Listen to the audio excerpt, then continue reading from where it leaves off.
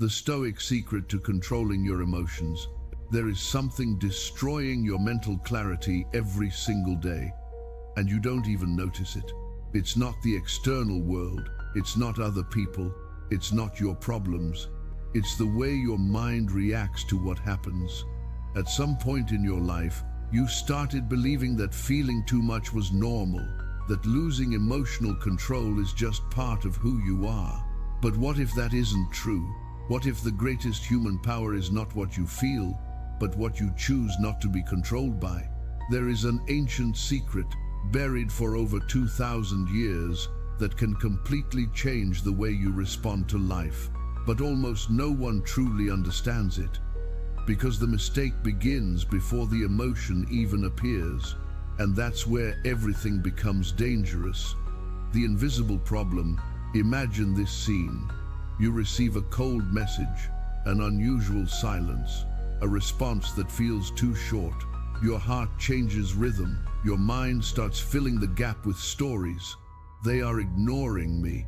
I did something wrong. Something is happening. In seconds, you are no longer reacting to reality. You are reacting to your interpretation of it. And this happens all day long, in traffic, at work, in relationships, inside your own mind. But here is the most dangerous part. You don't realize you are being governed by automatic interpretations. And if that is true, who is really in control of your life? You or your emotions before you even understand them?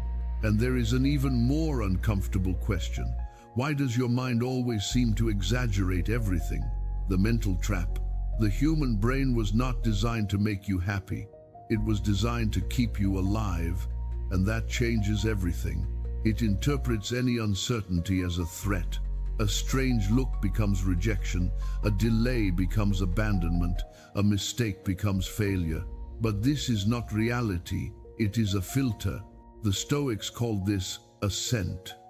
The moment when you accept an idea as true before questioning it. And here is the trap. You don't suffer from the event, you suffer from your instant judgment of it. But something even deeper is happening.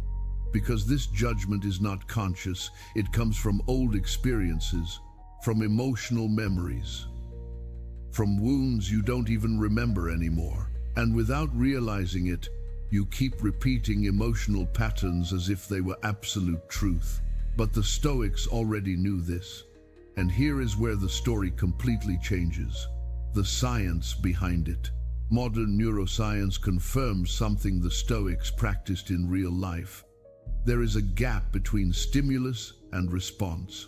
Invisible milliseconds. In this gap, your brain decides the meaning of what just happened. The amygdala triggers emotion. The prefrontal cortex tries to interpret it. And in most people, emotion wins before reason even enters the equation. But the Stoics trained exactly this space. They didn't try to eliminate emotions. They trained the distance between stimulus and response. Marcus Aurelius called it the inner fortress. Epictetus said it even more directly. It's not things that disturb us, but our judgments about them. But there is a detail almost no one notices. This space can be trained like an invisible muscle. And this is where most people fail, because they believe emotion is identity. But what if it isn't?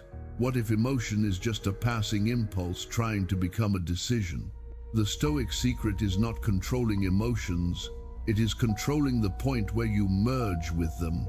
There is a silent instant where you have not reacted yet, where anger exists but has not become action, where anxiety appears but has not become decision, where sadness arises but has not become identity.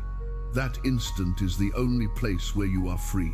But almost no one notices it, because the mind does something deceptive.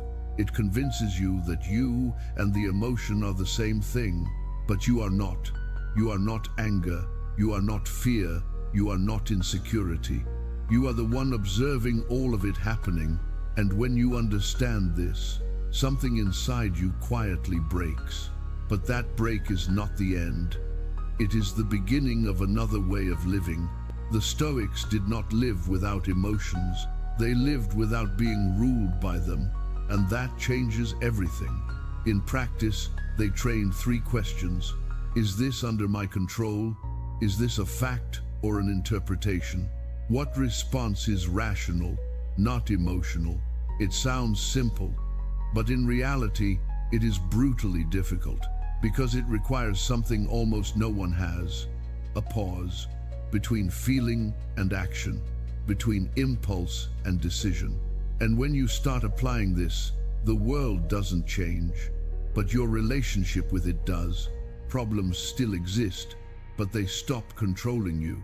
And something even more interesting happens. The less you react automatically, the more power you regain over your own life. Close your eyes for a moment. Imagine your mind as an ocean. Some days it is a storm, other days completely calm. But you are not the ocean. You are what observes the ocean. And maybe that is the greatest freedom that exists. Because the moment you understand your emotions, they stop controlling you, and you begin to live from a different place. Quieter, more conscious, stronger. Stoicism does not teach you not to feel. It teaches you not to be enslaved by what you feel. And maybe, in the end, true strength was never about controlling the world, but about not being controlled by it. Now think honestly. Which emotion have you been allowing to control important decisions in your life? Comment it, because understanding this is already the first step of change. And if this idea made sense to you, it may be because you already realized there is something about the human mind most people were never taught. Subscribe, not for algorithms, but because understanding the mind changes the way you live inside it. The moment you stop automatically reacting to the world is the moment you start truly living in it.